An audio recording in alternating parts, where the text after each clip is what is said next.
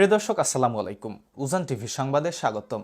বাসতলায় বসে খবর পড়ছি উজান টিভির সিইও হাসান, এবং আপনারা দেখছেন মঙ্গল গ্রহের বাসতলায় বসে প্রচারিত বিশ্বের একমাত্র নন স্যাটেলাইটভুক্ত মিসাইল বহনকারী বাস প্রদানকারী প্রথম পারমাণবিক চ্যানেল উজান টিভি।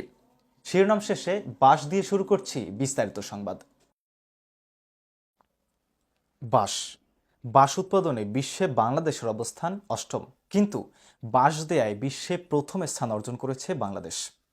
বাঁশের এমন কোনো ব্যবহার নেই যা বাঙালি জানে না, তাই তো যে যেভাবে পারছে একে অপরকে প্রতিনিয়ত বাঁশ দিয়ে যাচ্ছে।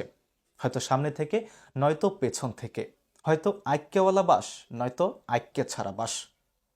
গবেষণায় দেখা গেছে বাঙালি আইক্যওয়ালা বাঁশ দিতেই বেশি পছন্দ করে। বাংলাদেশে এমন বাঁশের ব্যবহার পৃথিবীর আর কোথাও দেখা যায় না। এখানে বহুতল ভবনে বাঁশের ব্যবহার করা হয়, বাঁশ ব্যবহার করা হয় রাস্তায়, বাঁশ ব্যবহার করা হয় ব্রিজে। এমনকি এবারের বিপিএলেও বাঁশের ব্যবহার দেখা গিয়েছে সিলেট আন্তর্জাতিক ক্রিকেট স্টেডিয়ামে। বাংলাদেশে বাঁশের ব্যবহার নিয়ে টিক্কা সেলিমের লেখা প্রতিবেদনে দেখুন বিস্তারিত। বাঁশ আমাদের দেশে বহুল ব্যবহৃত একটি জিনিস। বাঁশকে আপনি আলুর সাথেও তুলনা করতে পারেন। আলু যেমন সব তরকারির সাথে খাপ খায়, তেমনি যে কোনো কাজে আমাদের বাঁশের প্রয়োজন হয়। বাঁশ এমনই একটি উপকারী জিনিস যে আপনার চারপাশের লোকজন আপনাকে বাঁশ দেওয়ার জন্য প্রতিনিয়ত অপেক্ষা করে। বাঁশের ব্যবহারে বাঙালি যেন পিএইচডি ডিগ্রি অর্জন করেছে। না হলে কি এত সূক্ষ্মভাবে কেউ বাঁশ দিতে পারে? এই তো সেদিন বাঁশ দেব না বলে বাঁশের শাকও ভেঙে আমরা ব্রিজ তৈরি করলাম, কিন্তু দেখুন সেই ব্রিজে উঠতেই আমাদের বাঁশ ব্যবহার করতে হচ্ছে। ব্যাপারটা আজব না? রডের দাম বেশি বলে আমরা রাস্তার কাজে রডের বদলে বাঁশ দিচ্ছি, অথচ রডের টাকায় আমাদের পকেটে ঢুকছে। এই যে দেখুন, বহুতল ভবন নির্মাণেও আমরা রডের বদলে বাঁশ দিচ্ছি, কারণ আমরা জানি কিছুদিন পরে রডে মরিচা ধরে যাবে।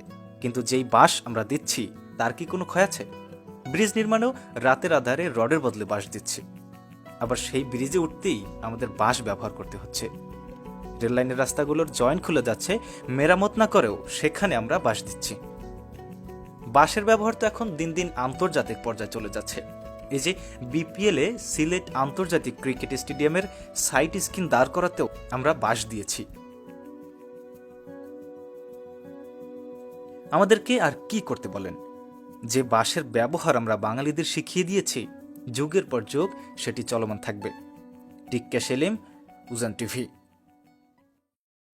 প্রিয় দর্শক, এই ছিল আমাদের বাঁশ দেওয়ার সংবাদ। আমাদের বাঁশ নিয়ে উপকৃত হলে ভিডিওটি শেয়ার করবেন, এবং এই পর্বে যথাযথ বাঁশ দেওয়া হয়েছে কিনা কমেন্ট করে জানাবেন। আমাদের পরবর্তী বাঁশ নিতে উজান টিভি ফেসবুক পেজ ফলো করে ইউটিউব চ্যানেল সাবস্ক্রাইব করবেন। পরবর্তী বাঁশ নেওয়ার আমন্ত্রণ জানিয়ে আজকের মতো বিদায় নিচ্ছি। আল্লাহ হাফেজ।